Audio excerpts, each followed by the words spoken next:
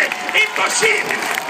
Ed è triste vederli in televisione accusarmi di qualsiasi cosa. Sono stati un mese dolorosi per me, sono entrati nella mia famiglia, dentro i miei figli, hanno fatto vedere dove abito, il numero civico.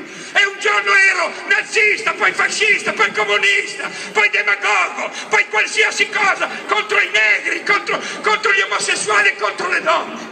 L'ultima che hanno fatto, Repubblica, a titolo di comitati, io pensavo che scherzassero. Hanno detto che io incito Al-Qaeda a bombardare il Parlamento italiano. Ma come cazzo si fa a dire una roba così? Ho ricevuto 500.000 di mail, ho scritto dai, convincili. Allora ho detto no, perché tanto dopo il 27 ci saremo noi.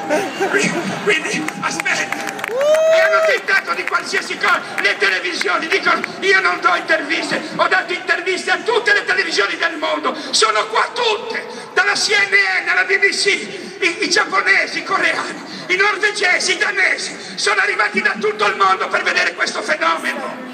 Tranne che le nostre televisioni che continuano a mentire, mettono una telecamera lì, mi inquadrano dal basso verso l'alto e poi aspettano che la piazza sia andata via la gente e inquadrano la piazza vuota. Sbagliano i giornali, le date, hanno fatto di tutto,